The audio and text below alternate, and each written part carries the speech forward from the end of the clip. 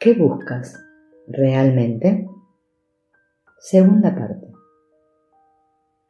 La persona en realidad no es más que persona, máscara, pero la palabra ha llegado a convertirse en sinónimo de la idea del individuo, entidad separada y continua.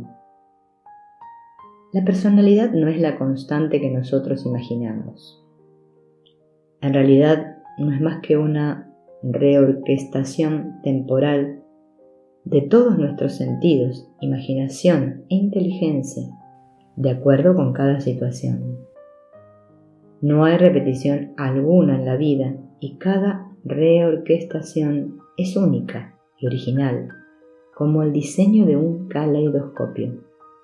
El error está en identificarse con la personalidad, en conceptualizarla en la memoria y después tomarnos a nosotros mismos por esta colección de imágenes cristalizadas en lugar de dejar que nuestras emociones, percepciones y pensamientos surjan y mueran en nosotros. Estamos en el teatro, viendo nuestra propia obra en escena. El actor está siempre detrás de su persona. Parece hallarse completamente perdido en sufrimiento, en ser un héroe, un amante, un pícaro. Pero todas estas apariciones tienen lugar en la presencia global. Esta presencia no es una actitud desligada, una posición contempladora. No es una sensación de estar separado, de estar fuera. Es la presencia de la totalidad, amor, de donde todo nace. Cuando ninguna situación pide actividad, permanecemos en un vacío de actividad, en esa presencia. Cuando ya no nos identificamos con la persona, ¿cómo afecta esto a la vida? Lo primero que notamos es cuanto más rica y profunda son nuestras percepciones. La comunicación se vuelve mucho más variada. Generalmente seguimos unos modelos fijos de comunicación, pero cuando vivimos en apertura, aflora una gran sensibilidad, una sensibilidad con la que nunca soñamos. Cuando contemplamos lo que nos rodea desde la totalidad, nuestra estructura entera cobra vida. Ya no oímos la música solo con los oídos. Cuando los oídos dejan de captar el sonido para sí mismos, sentimos la música con todo nuestro cuerpo, el color, la forma, la vibración. Ya no pertenece a un órgano específico, pertenece a todo nuestro ser. Esto crea una profunda humildad e inocencia. La humildad es la única comunicación verdadera posible. Uno vive entonces en una dimensión completamente nueva. Vivir con una personalidad es vivir restringido. No vivas restringido. Deja que la personalidad viva en ti. Vivir en el entorno sin separación es una gran belleza. En estar atento y alerta hay una gran humildad. Eso es receptividad, apertura a todo cuanto la vida trae. Allí no hay memoria psicológica ni acumulación de conocimiento, solo hay inocencia. Inocencia es humildad. En situaciones íntimas o problemáticas, cada uno debe hablar con humildad de cómo se siente. Es simplemente una declaración de hechos, sin justificación ni interpretación alguna. No debemos buscar una conclusión. Si dejamos a la situación completamente libre de evaluación, juicio y apremio por llegar a una conclusión, aparecen muchas cosas que no pertenecen a nuestra memoria. La humildad surge cuando no hay referencia alguna a un yo. Este vacío es el factor curativo en cualquier situación. Heidegger dice, permanece abierto a la apertura. permanece abierto a la no conclusión. En esta apertura, la situación ofrece su propia solución y abiertos la recibimos. A menudo, cuando la solución aparece, la mente entra y disputa con ella, la pone en duda. Dado que tú permaneces siempre receptivo, todo aparece como un regalo y apunta a tu naturaleza real. Lo importante no es lo que apunta, sino la actitud receptora. En la receptividad todos los objetos se desvelan y se transmutan en amor. Cuando alguien está siendo negativo y tú no estás dando pie a su negatividad, puede que él de pronto vuelva en sí. Es como si él estirase la mano para agarrar una manija de puerta, que él tiene la seguridad de que está allí, y al no encontrarla en ese sitio, toma súbitamente conciencia de su mano vacía. Entonces la situación ya no depende de una imagen, depende de la observación misma. ¿Te gustaría ver tu entorno en paz? ¿Estás tú en paz? Porque antes de dar paz a tu entorno debes estar en paz contigo mismo. En primer lugar, afronta tu falta de paz. Observa cómo estás constantemente en guerra contigo mismo, cómo eres violento y agresivo contigo mismo. En tanto que haya un ego, habrá guerra. En tanto que tú pienses que eres una entidad independiente, habrá guerra. Y será inútil intentar poner fin al conflicto a nivel social. Si no estás en armonía contigo mismo, sigues siendo un cómplice para la sociedad. Tú eres tu propio entorno más cercano. De modo que este empieza contigo mismo. Cuando aprendas a mirar a tu más próximo entorno, automáticamente sabrás mirar al entorno más amplio. En este modo de mirar hay entendimiento, y el entendimiento trae consigo la actuación correcta. En el momento en que alcances el entendimiento vivo, no necesitarás preguntarle a nadie ¿qué tengo que hacer? Donde hay un ego, hay una finalidad. Y cuando no hay sentido de yo, no hay finalidad. La vida no tiene finalidad. Solo hay belleza en vivir en lo eterno. Si crees que eres el yo individual, estás aislado de lo que te rodea. Y este aislamiento trae consigo sentimientos de inseguridad, miedo y ansiedad. Entonces buscas objetivos. Te preocupas y anticipas. La vida no necesita de una razón de ser. Esa es su belleza. No hay pasado, presente ni futuro. El futuro es un pasado proyectado y el presente es ya pasado en el momento en que piensas en él. Todo sucede en tu presencia, que es intemporal. El fatalismo es una actitud pasiva en la que uno se entrega a la situación, se identifica con ella, pero tú no eres la situación. La película. No, tú eres la luz que ilumina y da vida a esta.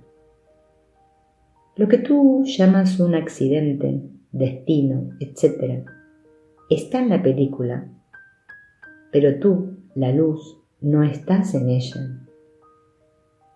El mundo se crea a cada momento a partir de todas las posibilidades.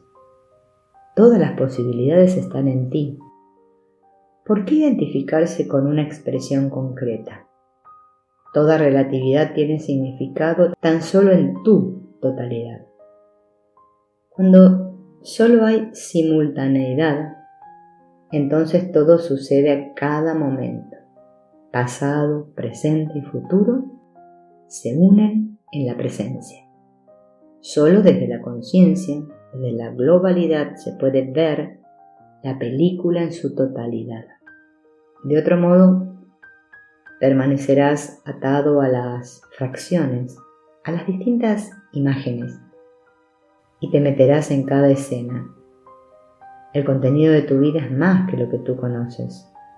Cuando hay claridad y discernimiento, tu atención y tu energía ya no son vividas ni se dispersan en imágenes. La forma humana es un microcosmo del universo. Todo cuanto supuestamente existe fuera de nosotros existe en realidad en nosotros.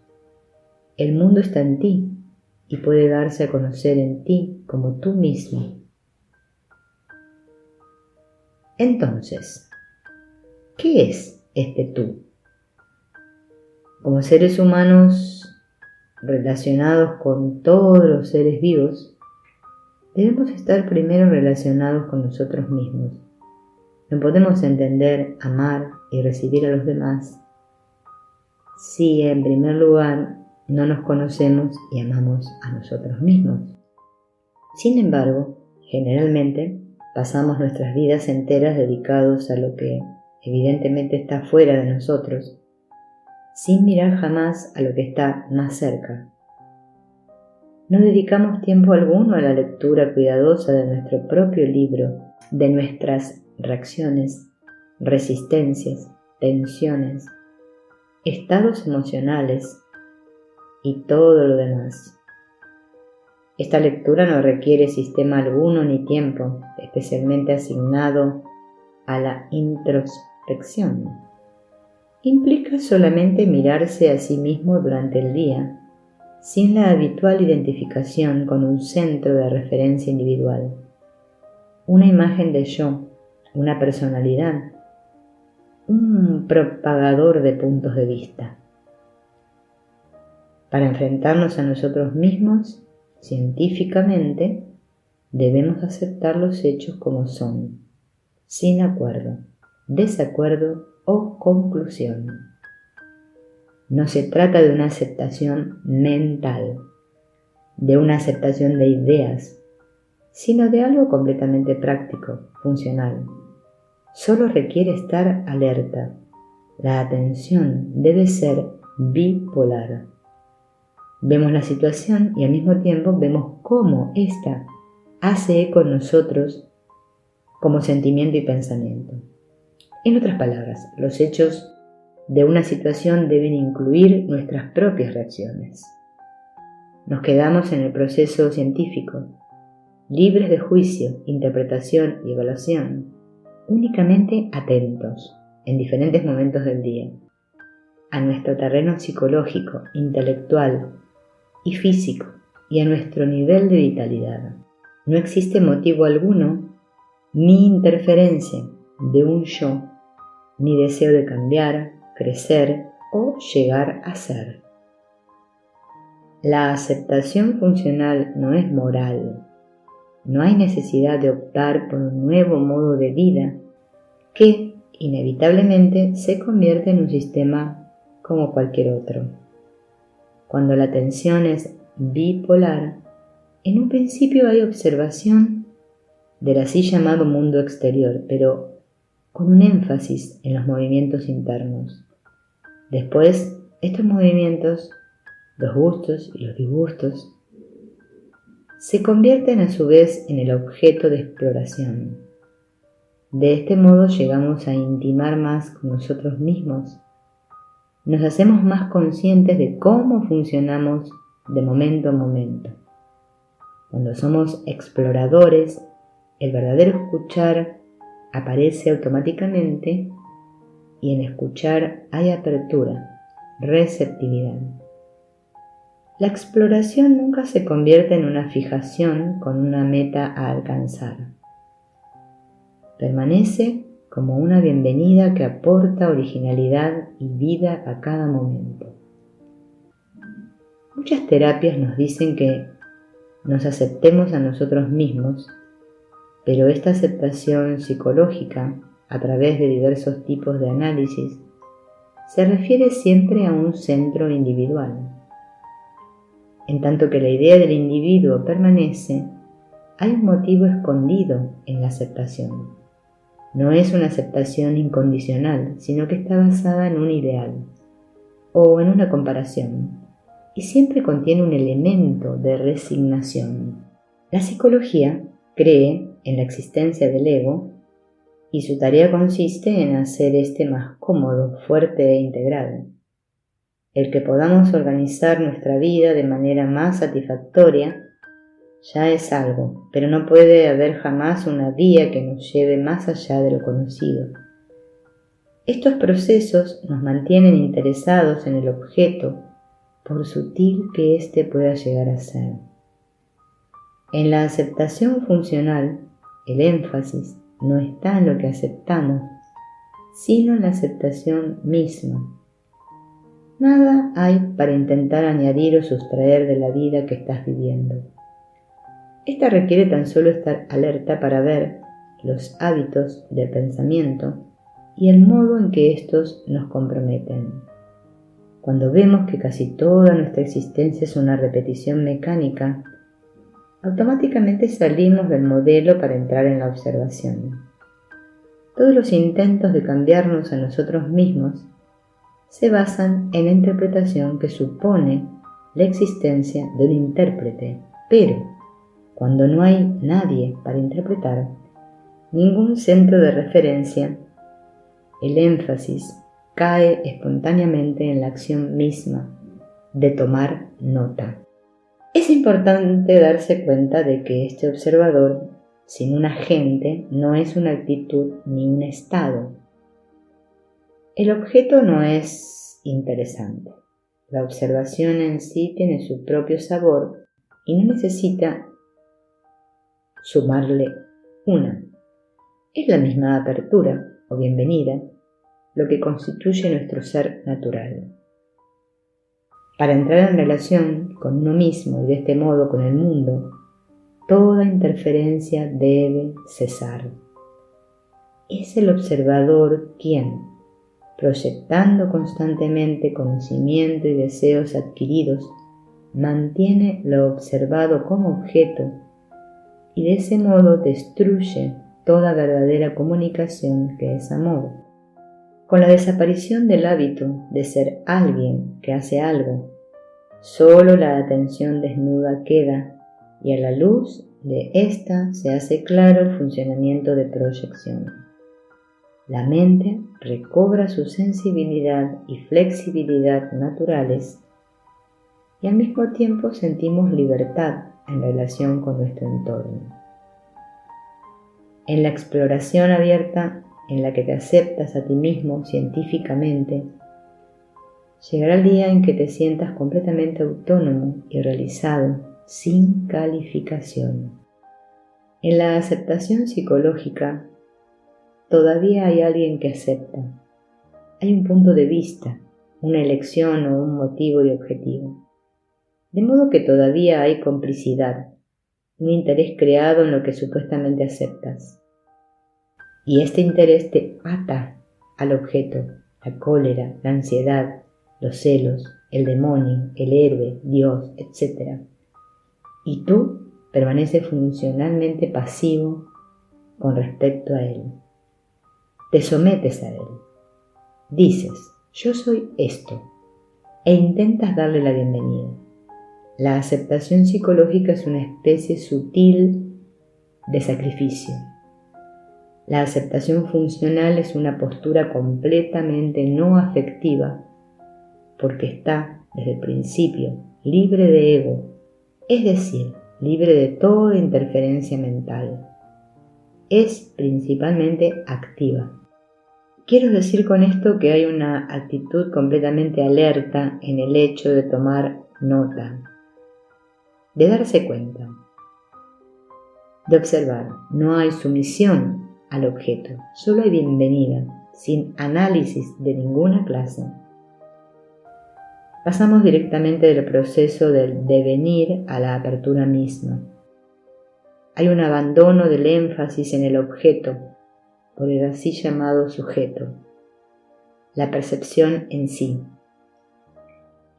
El gran peligro, sin embargo, está en enfatizar el sujeto, hacer de él un objeto, de alguna manera sustancial, con lo que no harías más que asumir una actitud y hallarte de nuevo en el llegar a ser.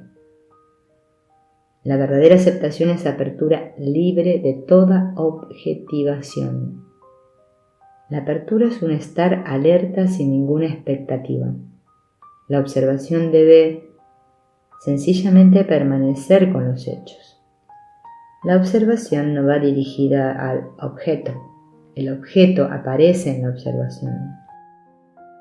Cuando permites que los aspectos del cuerpo-mente aparezcan en tu atención multidimensional, estos ascienden como la niebla que emerge del valle para ser consumidos por el calor del sol. Nada queda que reprimir, ni hay nadie que reprima. Es un modo de vivir completamente nuevo. Cuando vives en la apertura, todo aparece y desaparece en ella.